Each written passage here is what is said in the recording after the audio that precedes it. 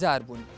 بە گوێرە زانیارەکان عەبدوڵڵای حاجی مەحموود دەیەوێت سکاڵا تۆمار بکات، بەڵام هەتاوەکو ئێستا سکاڵای تۆمار نەکردو. ئەمەی لە پشتی منەوە دەیبینن ئەم هۆڵە هۆڵی پرسەی لابان عوسمانەکە شەوی ڕابردوو بەهۆی ئەو گرژی و ئاڵۆزیان و شەڕەتەقانی کە هەبوون گیانی لەدەستدا. هەر ئەمڕۆ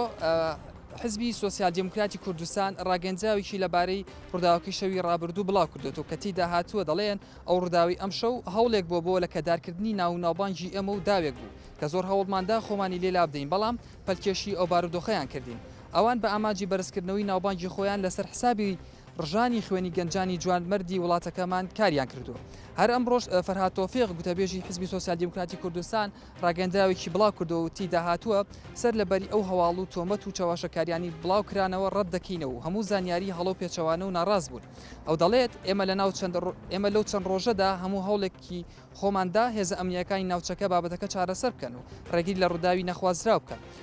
هەروەها دەڵێت گیانی گەنجان و هاوڵاتیانی مەدەنی و پێشمەرگە و هێزە ئەمنیەکان پیرۆزە لای ئێمە و لە هەموو شت گرنگترە. دیارەمە ڕاگەنجاوی حزبی سۆسیال دیموکراتی کوردستان و فەرهاد تۆفیق گوتەبێژی حزبی سۆسیال دیموکراتی کوردستان بوو لەسەر ڕووداوەکانی شەوی ڕابردووی گوڵەخانە و نوێترین زانیارەکانیش ئەوەن کە 19 کەس دەست بەسەر کراوە لەلایەن ئاسایشەوە کە سەرجەمیان لە نێو خانووەکەی عەبدوڵڵا حاجی مەحموود دابوون و دابان عەبدوڵڵا حاجی مەحموود یەکێکە لەو کەسانی کە لەلایەن ئاسایشەوە دەست بەسەر کراوە.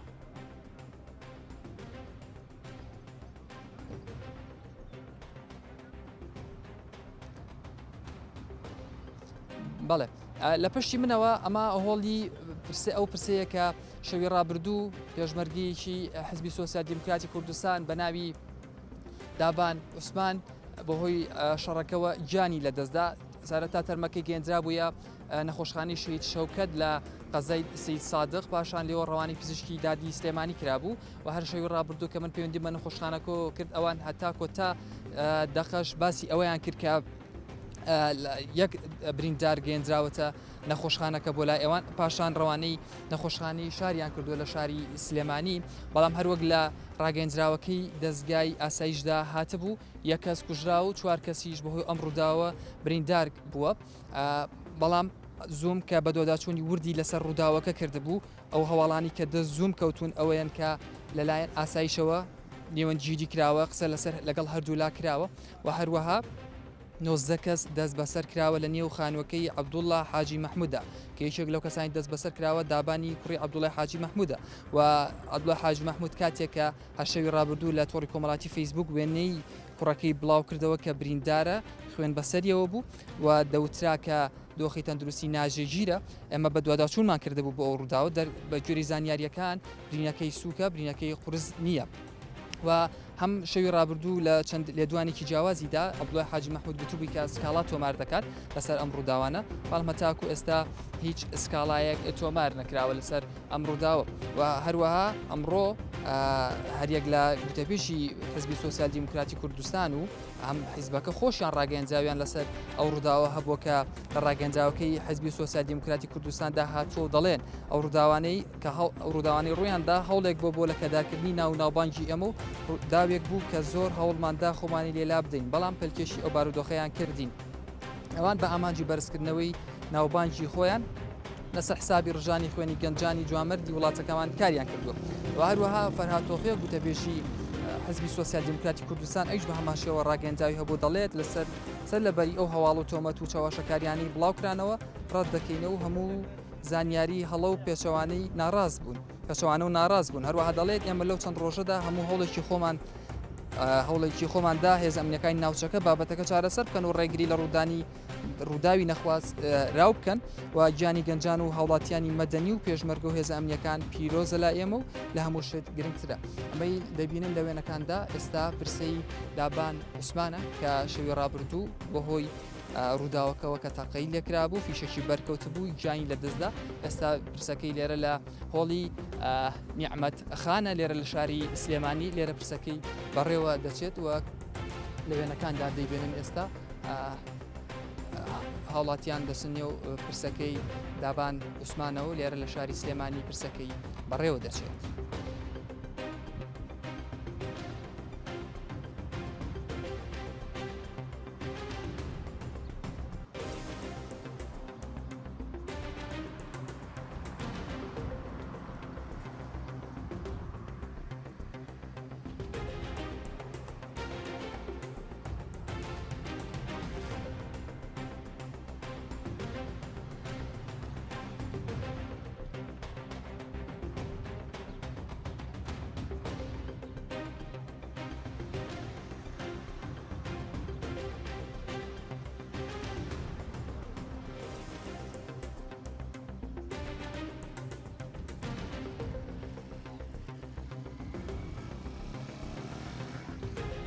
دیارە شەوی ڕابردوو لە پاش ئەو گرژیانی کە لە ماوەکانی ڕابردوودا هەبوون و بەردەوام بوون لە نێوان عەبدوڵڵا حاجی مەحموود و محەممەدی حاجی مەحمووددا کە هەردوێنێ کۆنگرەیان بەس کۆنگرەی هەشتەمی حزبی سۆسیال دیموکراتی کوردستان بەڕێوە چووە بە شێوەیەکی فەرمی عەبدوڵڵا حاجی مەحموود لە ڕیزەکانی پارتی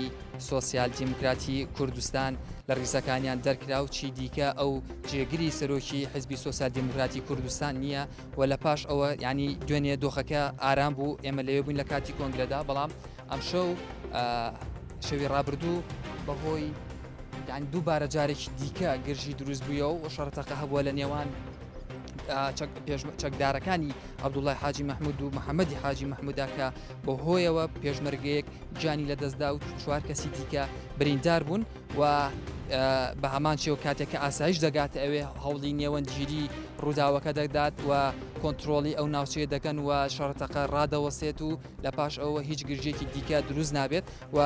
ئاسایش بەهۆی ئەم ڕووداوە 90 کەس دەستگیر دەکات کە سەرجەمیان لە نێو خانوەکەی عەبدوڵڵا حاجی مەحموودا بوون. ئەم زانیاریانە زانیاری تایبەت بە زوو من کە زوم بە دووەداچوونی وردی لەسەر ڕووداوەکە کردووە بە گوێرە زانیاریەکان 90 کەس دەستگیر کراوەکە سەرجەم ئەم کەسانە لە نێو خانوەکەی عەبدوڵڵا حاجی مەحموودا بوون و هاوکات یەکێک لەو کەسانی کە دەستگیر کراوە دابان عەبدوڵڵا حاجی مەحموود بە کە یەکێک لەو کەسانی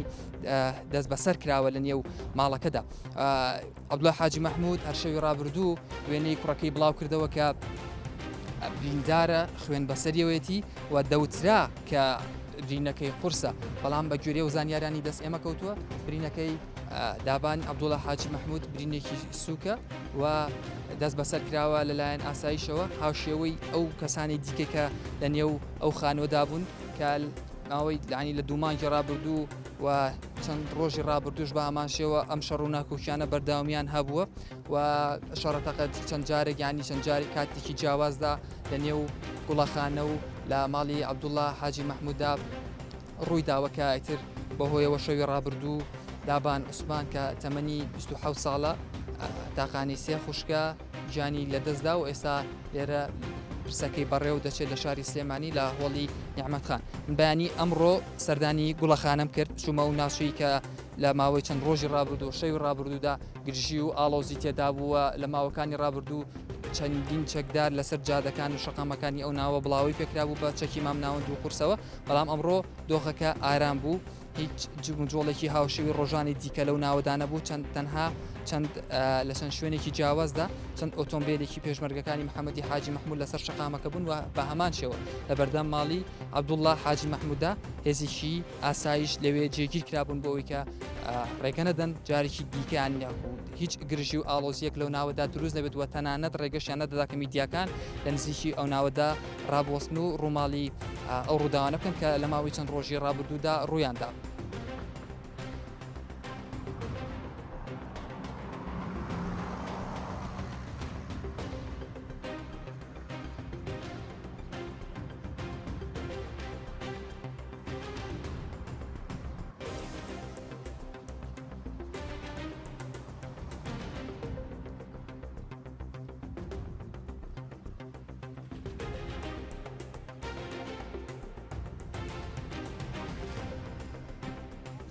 بەڵێ بینەرانی زوم ئەمانی کە گوێبیستی بوون نوێترین زانیاری بوون سەبارەت بەو شەڕەی شەوی ڕابردوو کە لە گوڵەخانەدا ڕوویدا لە ئەنجامدا دابان عوسمان کە پێشمەرگە بوو جیان لە دەستدا و ئێستاژ